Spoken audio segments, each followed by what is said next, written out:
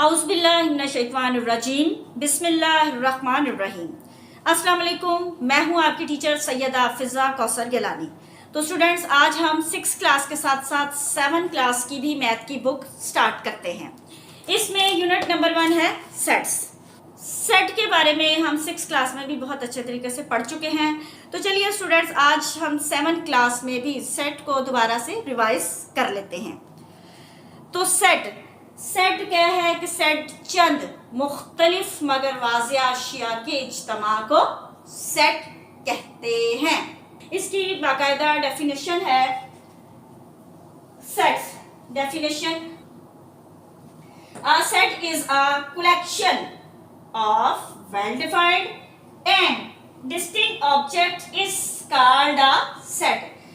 Collection mean मजमुआ, well-defined mean वाज़िया, distinct mean मुख्तलिफ। कि set में चंद मुख्तलिफ मगर वाज़िया अशिया के इज्तमा को, मजमुए को सेट कहते हैं। जैसे T set, water set, hockey team, set of vowel, set of even number, set of odd numbers, ये सब सेट्स हैं। इसमें एक वेल डिफाइंड का लफ्ज यूज हुआ है और एक डिस्टिंक्ट का।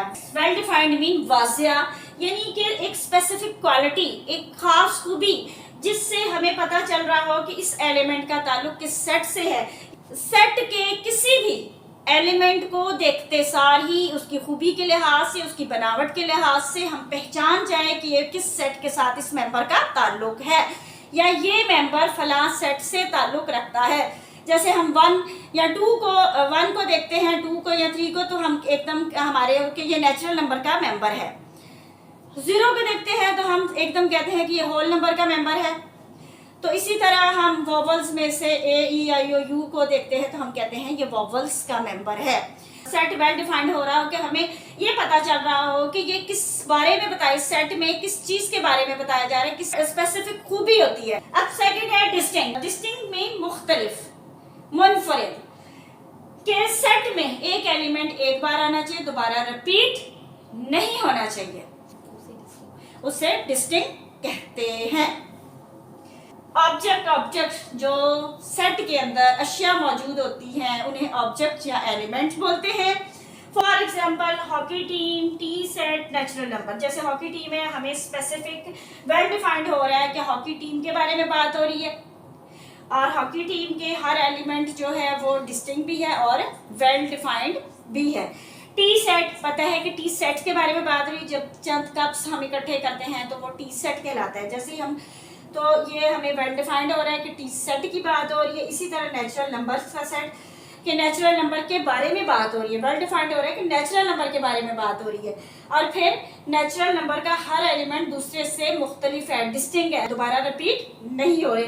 नेचुरल नंबर वेल डिफाइंड भी हो रहा है कि नेचुरल नंबर की बात हो रही है, और दूसरा कि हर एलिमेंट दूसरे एलिमेंट से मुख्तलिफ है, डिस्टिंक्ट है। तो स्टूडेंट्स, एलिमेंट की डेफिनेशन: एलिमेंट द ऑब्जेक्ट्स और members in any set are called elements. It is denoted by element. तो स्टूडेंट्स, एलिमेंट क्या होता है कि जो सेट के अंदर ऑब्जेक्ट्स यानी अशिया और मेंबर्स मौजूद होते हैं उन्हें हम सेट के एलिमेंट्स या सेट के मेंबर्स कहते हैं। और it is denoted by element, कि इस सिंबल एलिमेंट से डिनोट करते हैं, इससे जाहिर करते हैं। ये एक ग्रीक लेटर है और ये एलिमेंट की अलामत है। ये एलिमेंट की अलामत सेट के साथ ताल्लुक को जाहिर कर रही है। एग्जांपल, होल नंबर का set W, 0, 1, 2, 3 and so on, यानी कंटिन्यू है, जारी है, कहीं भी रुक नहीं रहा। ये होल नंबर के एलिमेंट है, मेंबर्स हैं। अब हम इसे कैसे जाहिर करेंगे? 0 is the element of set W, कि 0 का ताल्लुक सेट W से है। ये जो एलिमेंट की अलामत है ये ताल्लुक को जाहिर करेगी कि 0 का ताल्लुक सेट W से है। 0 is the element of set W। देखिए 0 सेट W में मौजूद है। 3 is the element of set W, यानी 3 का ताल्लुक भी सेट W से है, होल नंबर से है। 3 is the element of set W। तो चलिए स्टूडेंट्स, अब हम डिफरेंट सेट्स और उनके सिंबल्स को डिस्कस करते हैं। तो स्टूडेंट्स, मैं आपको ये बताती चलूं कि सेट्स के नाम को हमेशा कैपिटल लेटर से जाहिर करते हैं। तो स्टूडेंट्स, फर्स्ट वन है नेचुरल नंबर, और नेचुरल नंबर को हम कुदरती आदाद भी कहते हैं, और नेचुरल नंबर की सिंबल है कैपिटल एन। और नेचुरल नंबर स्टार्ट होते हैं, कुदरती आदाद स्टार्ट होते हैं 1 से, 1 2 3 4 5 एंड सो ऑन, कंटिन्यू। अब सेकंड है होल नंबर, यानी मुकम्मल आदाद, और होल नंबर को हम कैपिटल W से जाहिर करते हैं। होल नंबर की अलामत है कैपिटल W। नेचुरल नंबर में अगर हम 0 शामिल कर लें तो ये होल नंबर यानी मुकम्मल आदाद बन जाते हैं, और मुकम्मल आदाद 0 1 2 3 4 5 6 एंड सो ऑन, मतलब कि जारी है। तो थर्ड है इवन नंबर। इवन नंबर को हम जुफ्त आदाद कहते हैं, और जुफ्त आदाद यानी इवन नंबर वो नंबर्स होते हैं जो 2 पर पूरे पूरे डिवाइड हो जाते हैं।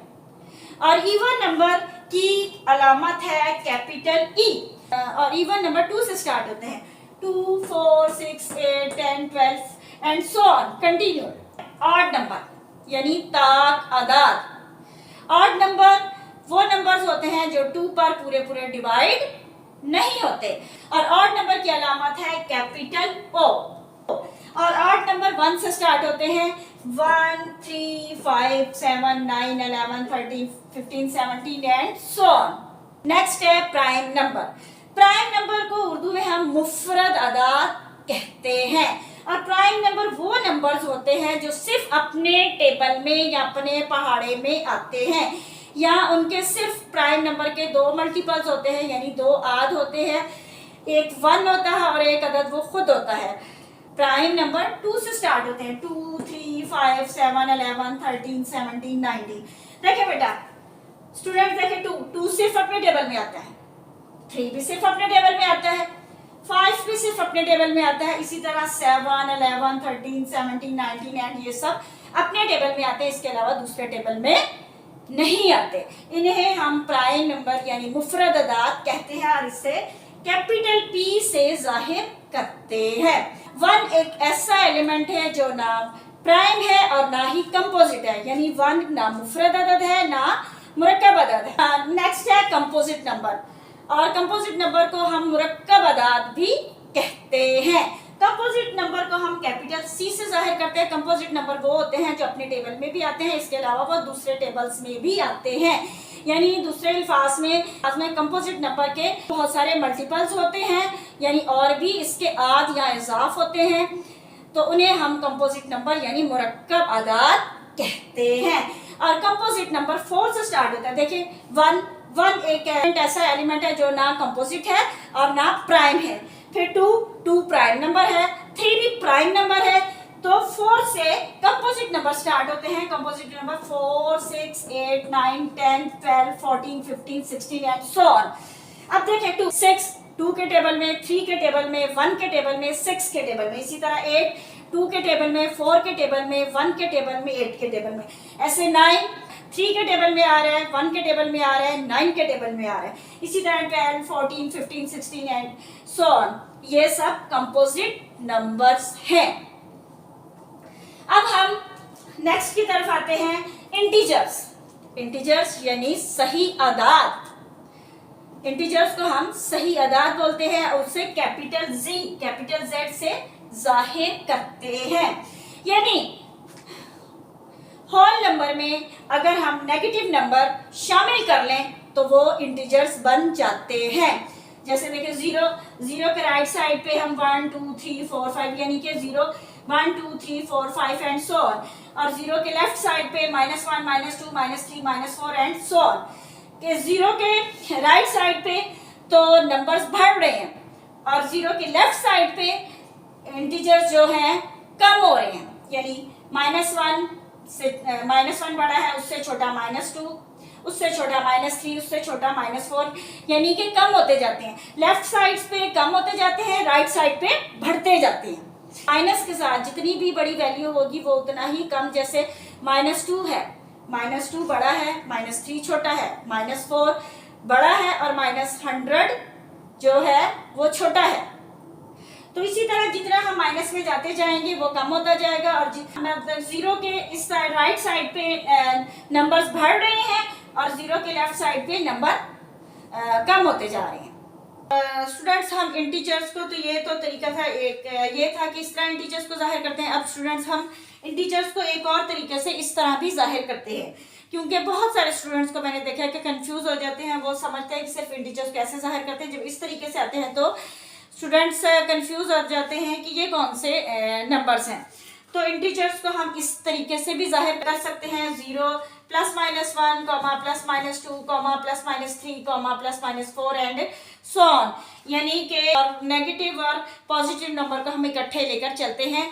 इसलिए इंटीजर्स को ऐसे भी जाहिर कर सकते हैं और ऐसे भी जाहिर कर सकते हैं, तो इन्हें हम इंटीजर्स कहते हैं। तो स्टूडेंट्स ये था 7th क्लास के हवाले से हमारा आज का फर्स्ट लेक्चर, और आज हमने फर्स्ट लेक्चर में यूनिट नंबर 1 सेट्स के बारे में पढ़ा।